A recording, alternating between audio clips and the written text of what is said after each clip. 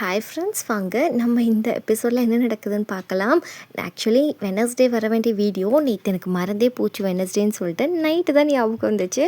சரி next day வந்து போட்டுக்கலான்னு சொல்லி தான் லேட் ஆகிடுச்சு. இந்த சேனலில் வெனஸ்டே அண்ட் சாட்டர்டே வீடியோ வரும், மறக்காமல் பார்த்துடுங்க. சப்ஸ்கிரைபும் பண்ணிவிடுங்க, லைக்கும் பண்ணிவிடுங்க. வாங்க வீடியோக்குள்ளே போகலாம்.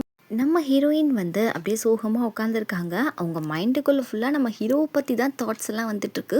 இப்படிலாம் நினைக்கக்கூடாது, அவன் சின்ன பையன் அப்படின்ற மாதிரி இவன் நினச்சிட்ருக்க. சரி பசிக்குது அப்படின்ற மாதிரி இவன் யோசிச்சுட்டு ஃப்ரிட்ஜை ஓப்பன் பண்ணி பார்க்குறா. அங்கே சாப்பிட்றதுக்கு ஒன்றுமே இல்லை. சரி வெளியே தான் போய் வாங்கணும் போல் இருக்குது அப்படின்னு நினச்சிட்டு இவன் ரொம்ப சோகமாக நடந்து வெளியே போகிறான். என் ஹஸ்பண்டும் பக்கத்தில் எல்லாம் எல்லாரையும் ரொம்பவே மிஸ் பண்ணுறா. அப்படியே போயிட்டு இருக்காளா. நம்ம ஹீரோ அங்கே எதிர்ச்சியாக தான் வரான் அவன் ஃப்ரெண்டை பார்க்குறதுக்காக. அப்படி வரப்போ நம்ம ஹீரோயின் அங்கே இருக்கிறது அவனும் கவனிக்கல. அவன் பாட்டில் வாங்கிக்கிட்டு அவள் பாட்டில் போயிட்டு இருக்கா. இங்கே ஃப்ரெண்டை பார்த்துட்டு ரொம்ப குமுறல் சொல்லிட்டு இருக்கான். இது மாதிரி நான் ஒரு பொண்ணை லவ் பண்ணுறேன், அக்செப்டே பண்ண மாட்டேக்காடா, புரிஞ்சிக்கவே மாட்டேக்கிறா அப்படின்னு சொல்கிறப்போ இவன் சடனாக பார்க்குறப்போ அந்த பக்கம் நம்ம ஹீரோயின் நின்று ஃபோனை நோண்டிட்டு இருக்காங்க. கரெக்டாக நம்ம ஹீரோ பார்த்துறான். சும்மாவே நம்ம ஹீரோயினை விட மாட்டான். இப்போ தெரியாத ஏரியாவில் பார்த்தோன்னே பின்னாடியே ஃபாலோ பண்ணிட்டு போக ஆரம்பிக்கிறான். நம்ம ஹீரோயினுக்கு இது தெரியல. அப்படியே நம்ம ஹீரோயின் ரூமுக்கு போயிட்டு அவங்க கார்டு போடுறாங்க. இது மாதிரி அவள் கார்டு வச்சுருக்கானா, உள்ளக்க யாரும் இருக்க மாட்டாங்கன்றதை நம்ம ஹீரோ கெஸ் பண்ணிவிட்டு அப்படி பைத்தியக்காரி அவன் தான் போயிருப்பானே, எங்கள் அம்மா தான் கூப்பிட்டாலே அப்படின்ற மாதிரி இவன் நினச்சிட்டு இருக்கான். ஏன்னா அவங்க அம்மா சொல்லியிருப்பாளையா நைட் டாக்டர் எங்கள் வீட்டுக்கு வருவான் அப்படின்னு சொல்லிட்டு, அப்படின்ற மாதிரி தான் நினச்சிட்டு இவன் இப்படி ஏமாந்து போயிருக்கா, இவளை பார்த்தாலே ரொம்ப பாவமாக இருக்குது அப்படின்ற மாதிரி நினச்சிட்டு இருக்கப்போ கரெக்டாக நம்ம ஹீரோயினுக்கு டெக்ஸ்ட் பண்ணுறான். என்ன ஆச்சு, பசிக்குதா, சாப்பாடு வாங்கிட்டு போகிற அப்படின்ற மாதிரி டெக்ஸ்ட் பண்ண. இவ்வளோ டைம் ஆகிடுச்சு இன்னமும் தூங்காமல் இருக்க அப்படின்ற மாதிரி கேட்க, இங்கே நம்ம ஹீரோயினுக்கு ஒரே குழப்பம். என்னடா இவன் எல்லாத்தையும் பார்த்த மாதிரி கரெக்டாக சொல்கிறானே, ஒருவேளை எங்கேயாவது வந்துட்டானோ அப்படின்ற மாதிரி நினச்சிட்டு நம்ம ஹீரோயின் படக்குன்னு போயிட்டு மெயின்ஸ் வழியாக பார்க்குறாங்க. அங்கே பார்த்தா நம்ம ஹீரோ அங்கே தான் நிற்கிறான். என்னடா இவன் ஃபாலோ பண்ணிட்டு இவ்வளோ தூரம் வந்துட்டானே அப்படின்னு சொல்லிட்டு கதவை திறக்கிறாங்க. எதுக்குடா என்னை ஃபாலோ பண்ணிட்டு வந்தேன்னு சொல்லி கத்துறான். இங்கே பாருமா, நான் எதிர்ச்சியாக தான் வந்தேன், மற்றபடி ஒன்றும் கிடையாது. என்னாச்சு, உன் ஹஸ்பண்ட் உள்ள கில்ல போல இருக்குது அப்படின்னு சொல்கிறப்போ, இல்லை அவர் உள்ளே தான் இருக்காரு, நீ போயிடு, அவர் பார்த்தா பிரச்சனை ஆகிடுன்னு சொல்கிறப்போ, எனக்கு தெரியும் அவர் கே கிட்ட தான் போயிருக்காரு, எனக்கு தெரியாதுன்னு சொல்லி நினச்சிட்டு இருக்கியா அப்படின்னு சொல்லிட்டு நம்ம ஹீரோ பாட்டுன்னு உள்ளே போய் பார்க்க போகிறான். நம்ம ஹீரோயின் பிடிச்சி தள்ளிட்டு, நீ என்ன பண்ணிட்டு இருக்க, உன் லிமிட்டை நீ ரொம்பவே தாண்டா, நான் சொல்லிட்டேன் உன் லைஃப்பை நீ பார்த்துக்கோன்னு சொல்லிட்டு என் லைஃப்பை நான் பார்த்துக்கிறேன்னு சொன்னோன்னே ஹீரோ காண்டாயிட்டு நம்ம ஹீரோயினை டக்குன்னு கிஸ் பண்ணிவிட. ஆனால் நம்ம ஹீரோயின் தட்டியெல்லாம் விடாமல் அதை அக்செப்ட் பண்ணிவிட்டு அவங்களுக்கு கோஆப்ரேட் பண்ணுறாங்க. இந்த பக்கம் நம்ம மாமியார் என்ன பண்ணுறாங்கன்னா, அவங்களும் வந்துட்டுருக்காங்க. இந்த அற்புதமான காட்சியை அவங்க பார்த்துட்டு என்ன பண்ணுறாங்கன்னா, வேறு லெவல் மாமியாராக இருப்பாங்க போல இருக்குது, ஃபோட்டோலாம் எடுத்து வச்சுக்கிறாங்க.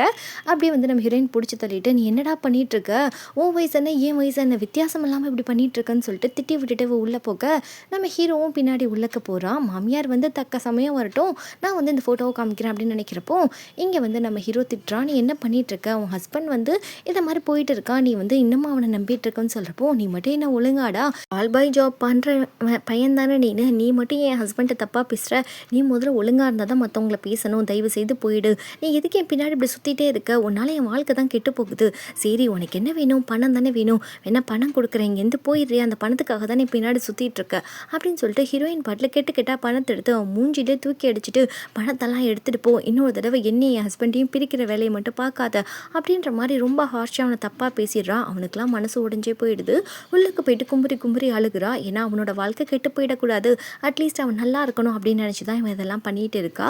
இந்த பக்கம் நம்ம ஹீரோக்கும் தாங்கவே முடியல. என்ன இவளுக்காக தானே அந்த வேலையெல்லாம் விட்டோம், சடனாக நம்மளை இவ்வளோ அசிங்கமாக பேசிட்டாலேன்னு சொல்லிட்டு இந்த பக்கம் கே என்ன பண்ணுறான்னா, அவள் பாட்டில் ட்ரிங்க்ஸ் பண்ணிகிட்டு இருக்க. இங்கே டாக்டருக்கு மண்டைக்கு ஏறிடுது, கத்திட்டு இருக்கான். ஃபோன் அடித்தா நீ எடுக்க மாட்டியா, என்ன உனக்கு என்ன திமுறாயிடுச்சா அப்படி இப்படின்னு கத்த, நீ ஒரு தடவையாவது ஹாஸ்பிட்டலில் என்னை பார்த்தியாடான்னு சொல்லிட்டு இப்படியே அவள் ட்ரிங்க்ஸ் பண்ண போக உடம்புக்கு கெடுதல்னு சொல்லிட்டு ரெண்டு பேரும் பிடுங்கிட்டு அப்படியே பயங்கர கலாட்டாவாக ஆகிட்டு இருக்கு. என்னது ஆச்சு, உன்னோட எக்ஸ் ஹஸ்பண்ட் எதுக்கு என்ன பிளாக்மெயில் பண்ணுறான்னு சொல்கிறப்போ, இது மாதிரி அவன் என்னையும் தான் பிளாக்மெயில் பண்ணான், என்னென்ன பண்ண சொல்கிற அப்படின்ற மாதிரி இவ கேட்குறா. அப்போனா உனக்கு தெரியுமான்னு சொல்லி கேட்குறப்ப, அவன் என்னையும் தான் பிளாக்மெயில் பண்ணிகிட்ருக்கான், இதுக்கெல்லாம் ஒரு தீர்வு இருக்குது, அவனுக்கு எக்கச்சக்கமாக காசு கேட்குறான் இல்லையா உங்ககிட்ட, அது நானே கொடுத்துட்றேன், ஆனால் ஒரு கண்டிஷன் இருக்குது, நீ 3 நாள் நான் உன்னோட ஒய்ஃபாக இருப்பேன், அதுக்கு மட்டும் நீ ஒத்துக்கிட்டேன்னு வச்சுக்கோங்க, இந்த ப்ராப்ளத்தெல்லாம் நான் சால்வ் பண்ணிடுறேன், நீ என்னை விட்டு போயிடு, ஒன்றும் ப்ராப்ளம் இல்லை அப்படின்ற மாதிரி ஏதோ பிளான் பண்ணிவிட்டு ரொம்ப க்ளோஸாக போக அவனுக்கு சுத்தமாக பிடிக்கல. இதே மாதிரி அவங்க அந்த இடத்துல ஒன்றா இருக்கிறாங்க. இந்த பக்கம் காலையில் காட்டுறாங்க நம்ம ஹீரோயின் டாக்டருக்காக வெயிட் பண்ணி அதே இடத்துல தூங்க. இங்கே டாக்டர் கொஞ்சம் கில்ட்டியாக வந்து ஹீரோயினை பார்க்குறான். ஏன்னா அவள் ஃபோர்ஸ் பண்ணி தான் இருந்திருப்பா. இவளுக்கு நம்ம துரோகம் பண்ணிகிட்ருக்கோமே அப்படின்னு நினைக்கிறப்போ மிஸ்ஸா எந்திரி அப்படின்னு சொல்கிறப்போ என்ன ஆச்சு பேஷண்ட் நல்லா இருக்காங்களா அப்படின்ற மாதிரி இவ கேட்குறா. அவனுக்கு ஒரு மாதிரியாக இருக்குது. ஹக் பண்ணிவிட்டு எல்லோரும் நல்லா தான் இருக்காங்க, நான் உனக்காக வந்து பிரேக்ஃபாஸ்ட் பண்ணிட்டு எடுத்துகிட்டு வரேன் அப்படின்ற மாதிரி சொல்லிட்டு போகிறான். இங்கே நம்ம ஹீரோயினுக்கு கொஞ்சம் உறுத்தலாக இருக்குது. என்னடா இவன் இவ்வளோ லவ் பண்ணுறான் நம்மளை, இவனை நம்ம ஏமாத்திடக்கூடாது அப்படின்ற மாதிரி நினச்சிட்டு இருக்க. இப்படியே அவங்க 2 பேரும் வந்து பார்க்குறாங்க. நம்ம ஹீரோயின் கிஸ் பண்ணுறாங்க. அப்படியே வந்து அவங்க 2 பேருமே ஒன்றா இருக்காங்க. இப்படியே வந்து அவங்க வீட்டுக்கு ரிட்டர்ன் வரப்போ அவங்க மாமியார் வந்து இவ எப்படா வருவான்னு காத்துட்ருப்பாங்க போல இருக்குது. அவங்க வெளியவே நின்றுட்டுருக்காங்க. இவ வந்தோடனே இவளை ஏன்டா உள்ளே கூப்பிட்ற, இப்போ வந்து நம்ம வீட்டுக்கு வர தகுதியான ஆளே கிடையாது, இவளை தயவு செய்து வெளியே அனுப்பிடு அப்படின்னு சொல்லிட்டு அவர் ஸ்வீட் கேஸ்லாம் டீ போட போகிறாங்க. டாக்டர் என்னம்மா பண்ணுறீங்க அப்படின்னு சொல்கிறப்போ இங்கே பாரு உன் மனைவி ஒன்று ஏமாத்துறா அப்படின்னு சொல்லிட்டு அந்த ஃபோட்டோவை எடுத்து காமிக்கிறாங்க. இங்கே ஹீரோயினுக்குலாம் தூக்கி வாரி போடுது. டாக்டருக்கும் செம்மையாக கோவம் வருது. இருந்தாலும் வெளியே காமிக்கல. இங்கே பாருங்கள் என்ன நடந்துச்சுன்றதை நான் எக்ஸ்பிளைன் பண்ணுறேன் அப்படின்ற மாதிரி நம்ம ஹீரோயின் சொல்ல, ஒரு மண்ணாங்கட்டி எக்ஸ்ப்ளனேஷனும் தேவையில்லை, என் பையனுக்கு டிவோர்ஸை கொடுத்துட்டு இடத்த காலி பண்ணு அப்படின்னு சொல்கிறப்போ இங்கே டாக்டர் பையன் ஃபோனை பிடுங்கி அந்த ஃபோட்டோவை டெலிட் பண்ணி விட்டுட்டு இனிமேல் மிஸ்ஸாவை பற்றி இப்படி தப்பாக பேசாதீங்க, அவள் என்னோட மனைவி, நான் அவள் கூட தான் வாழ்வேன் அப்படின்னு சொல்கிறப்போ அப்படின்னா நான் யாருப்பா, நான் யாரோட மனைவி அப்படின்ற மாதிரி இவ வரா. நீ ஏண்டி வந்திருக்கன்ற மாதிரி இவன் கத்த. இங்கே பாரு 3 நாளைக்கு இவனுக்கு நான் தான் பொண்டாட்டி, நான் வந்து அக்ரிமெண்ட் போட்டு வந்திருக்கேன் அப்படின்ற மாதிரி இவ பாட்டில் அசால்ட்டாக பேசிட்டு உள்ளே போகிறா.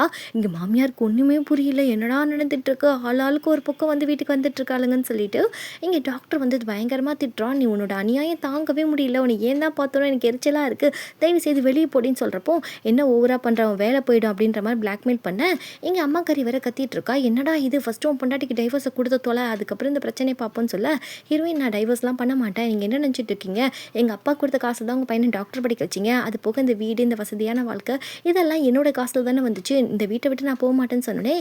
இங்கே மாமியாருக்கும் வந்து அடிக்க போக இந்த பிரச்சனையெல்லாம் முடிச்சுட்டு நம்ம ஹீரோயின் கொஞ்சம் கூலாக உட்காந்துட்ருக்க.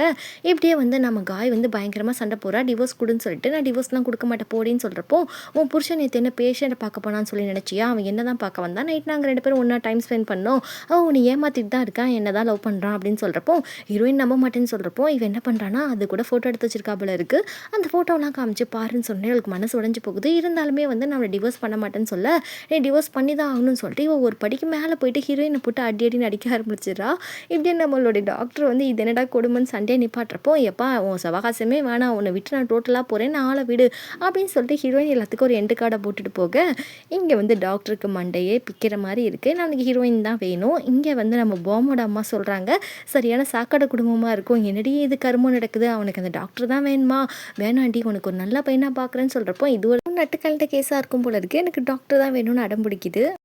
விட டாக்டருக்கு தான் ரொம்ப காம்படிஷன் அதிகமாக இருக்க போல இருக்குது. இப்படியே நம்ம ஹீரோ வந்து அந்த எக்ஸோட கெஃபேயில் வேலை செஞ்சிட்ருக்கான். அவங்க 2 பேரும் ஹாப்பியாக சிரித்து பேசிகிட்டு இருக்காங்க. நம்ம ஹீரோயின் மனசு உடைஞ்சு போனதுனால நம்ம ஹீரோவை பார்க்க வர இவங்க ரொம்ப ஹாப்பியாக இருக்கிறத பார்த்துட்டு அந்த பையன் மனசை வந்து நம்ம கெடுக்க வேணாம், அவன் வாழ்க்கையை கெடுக்க வேணாம், அவனுக்கு அவன் எக்ஸை பிடிச்சிருக்கு போல இருக்குது, சரி அவனாவது ஹாப்பியாக இருக்கட்டும் அப்படின்னு சொல்லிட்டு மனசு உடைஞ்சு தான் கவலைகளை யார்கிட்டையும் சொல்ல முடியாமல் போக இங்கே வந்து நம்ம ஹீரோவுடைய ஃப்ரெண்டை ஹீரோயின் போகிறத பார்த்துட்டு என்னடா அவங்க கஸ்டமர் வந்தாங்க அழுதுகிட்டு கோச்சிக்கிட்டு போகிற மாதிரி தெரியுது அப்படின்னு சொல்கிறப்போ மிஸ்ஸா தான்ற மாதிரி இவன் சொல்கிறான். என்னது மிஸ்ஸா வந்தாளா அப்படின்னு சொல்லிட்டு நம்ம ஹீரோ வேலையை போய் பார்க்குறப்போ நம்ம ஹீரோயின் கிளம்பி போயிட்டாங்க. இவன் எப்படி இருப்பான், புல்லட் எடுத்துகிட்டு டக்குன்னு கிளம்பிட்டான். அங்கே போய் தேடி பார்க்குறான். அதுக்குள்ளே அவள் காரில் ஏறி போயிட்டா. அவள் எதுக்காக வந்தான்னு தெரியலன்னு சொல்லிட்டு இவனுக்கு ஒரே டென்ஷன் ஆகுது. சரின்னு சொல்லிட்டு அவள் வீட்டாண்டியே போய் பார்க்கலான்னு போகிறப்போ அங்கே பார்த்தா நம்ம டாக்டருக்கும் அவங்க அம்மாவுக்கும் சரியான சண்டை நடந்துட்டுருக்கு. இதெல்லாம் வந்து நம்ம ஹீரோ பார்த்துட்ருக்க. ஐயோ நம்ம அம்மாவால் தான் அவளுக்கு திரும்ப ப்ராப்ளம் ஆகிடுச்சு போல இருக்குது, ஐயோ உடனே அவளை போய் பார்க்கணுமேன்னு சொல்லிட்டு இவன் ரொம்ப ஸ்பீடாக போயிட்டு இருக்கான். ஆப்போசிட்டில் ஒரு வண்டி வருது, அது தெரியாமல் போய் மோதிடுறான். நம்ம ஹீரோக்கு வந்து ஒரு குட்டி ஆக்சிடென்ட் நடந்துடுது. அந்த இடத்துல மயக்கம் போட்டு விழுக இங்கே எக்ஸும் அவனோட ஃப்ரெண்டும் வந்து நம்ம ஹீரோவை தேடி ஹாஸ்பிட்டல் வந்திருக்காங்க. அவனுக்கு லைட்டாக கையில் தான் அடிபட்டிருக்கும். இப்படி இதெல்லாம் தெரியாத நம்ம ஹீரோயின் வந்து அவள் ஃப்ரெண்டு வீட்டில் போய் இருக்கா. டக்குன்னு வந்து நம்மளுடைய டாக்டர் வரப்போ இதுக்கிட்டே இந்த அட்ரஸை சொன்னேன்னு சொல்லிட்டு திட்டுறா நம்ம ஹீரோயின்.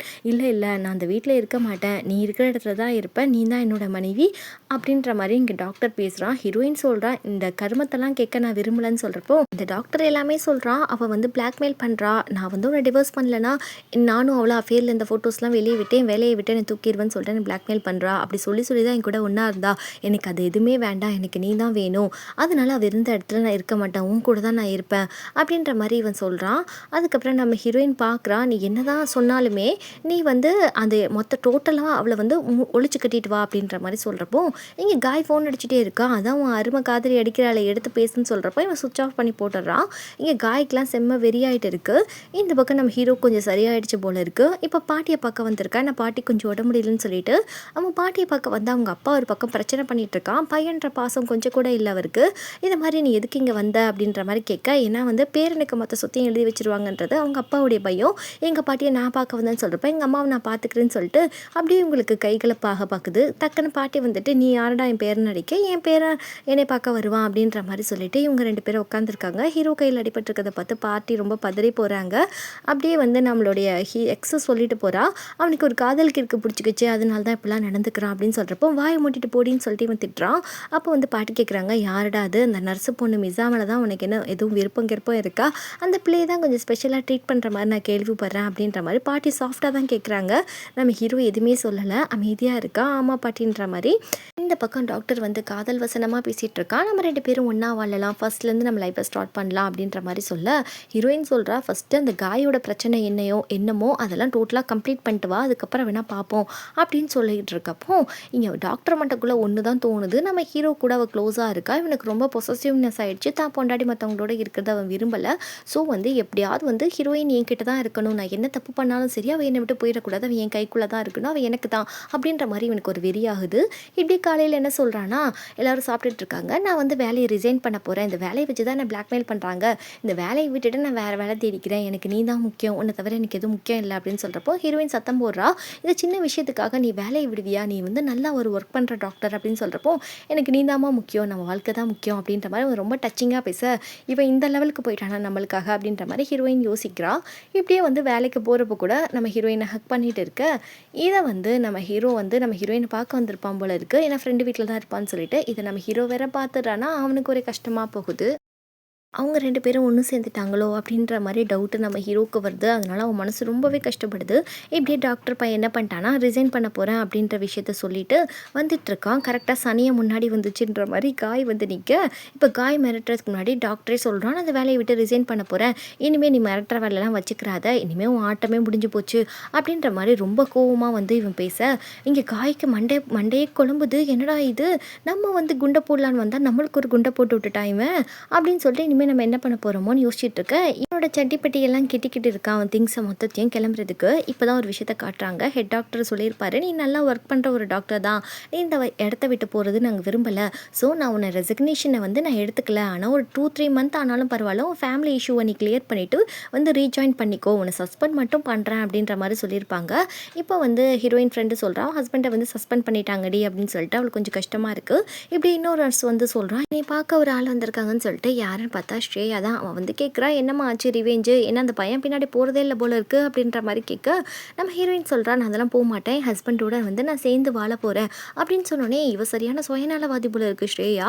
அவள் கத்தார முடிச்சிடும், அது எப்படி நீ ரீவெஞ்ச் எடுக்காமல் உள்ளா, கண்டிப்பாக ரீவெஞ்ச் எடுக்கணும் அப்படின்ற மாதிரி சொல்கிறப்போ, என்ன நீ லூஸ் மாதிரி பேசுகிறன்ற மாதிரி ஹீரோயின் திட்டி விட, என்னம்மா நீ பெரிய உத்தமி மாதிரி பேசுகிற, நீ என்னதான் இருந்தாலும் கால் பை ஜாப் பையனுக்கு வந்து கால் பண்ணவ தானே அப்படின்ற மாதிரி கேட்டு விட்டுறா. இப்படியே வந்து வீட்டில் பார்த்தா நம்ம காய்க்கும் டாக்டர் அம்மாவுக்கும் செம்ம சண்டை ஆகுது. இந்த டாக்டர் அம்மா என்ன பண்ணுறாங்கன்னா, காய் கீழே படிக்கட்டுலேருந்து தள்ளி விட்டுறாங்க. இந்த கால் வந்து நம்ம ஹீரோயினுக்கு வருது, இது மாதிரி காய் வந்து அடிபட்டு ஹாஸ்பிட்டல் வந்திருக்கா, ரொம்ப காயமாக இருக்குன்னு சொல்லிட்டு. இருந்தாலும் நம்ம ஹீரோயினுக்கு மனசு கேட்கல, ஃப்ரெண்டு கூட போகாதடி, அவ சரியான நாடகக்காரின்னு சொல்கிறப்போ இவன் மனசு கேட்காம போகிறாளா. அங்கேருந்து ஒரு நர்ஸ் வந்து சொல்கிறாங்க, காய் வந்து ப்ரெக்னெண்ட்டாக இருக்கா, டெஸ்ட் பண்ணதில் பாசிட்டிவ் வந்துருச்சு, இந்த தடவை உண்மையாலே ப்ரெக்னெண்ட்டாக இருக்கா போல இருக்குது. இதை கேட்டு ஹீரோயின் கொஞ்சம் டல்லாக, இப்போ இவன் இந்த குழந்தைய தொட்டு பார்த்துட்டு இவனை வச்சு தான் மிகப்பெரிய பிளான் இருக்குது அப்படின்ற மாதிரி சொல்ல, இப்போ ஹீரோயின் அப்படியே கண்ணெல்லாம் கலங்குது. கரெக்டாக வந்து காய் கால் பண்ணுறா, என்னடி சொல்லு அப்படின்ற மாதிரி இவ கேட்க, இங்கே பாரு, உனக்கும் அந்த டாக்டருக்கும் நடுவில் நான் வர விரும்பலை, அதனால் இந்த குழந்தைய நான் அபார்ஷன் பண்ணிட போகிறேன், நீ ஒன்றும் வருத்தப்படாத, டாக்டரோட நீ சந்தோஷமாக வாழ்ந்தா எனக்கு போதும் அப்படின்ற மாதிரி நல்லவ மாதிரி இவ பேச, இங்கே நம்ம ஹீரோயின் தான் ரொம்ப நல்லவளாச்சு, அவள் பொறுக்க முடியாமல் ஓடிக்கிட்டு இருக்கா, ஃப்ரெண்டு ஏதாவது செஞ்சுக்க போகிறாளான்னு சொல்லிட்டு அதுக்கேற்ற மாதிரி இவளும் பாத்ரூம்குள்ளே போயிட்டு இருக்க, நம்ம ஹீரோயின் வந்து பார்த்தா அங்கே ட்ரிப்ஸ் எல்லாம் ரிமூவ் பண்ணியிருக்கு. பாத்ரூம்குள்ளே போய் பார்த்தா டக்குன்னு ஒரு கம்பை வச்சு அவள் வயிற்றுலேயே அடிக்க போக டக்குன்னு ஹீரோயின் வந்து பிடிங்கிடுறா. எதுக்கு என்ன தடுத்த, இந்த குழந்தை எனக்கு வேண்டாம், அந்த குழந்தை செத்து போகட்டும் அப்படின்ற மாதிரி சொல்ல, ஹீரோயினுக்கு வருதே கோவம்.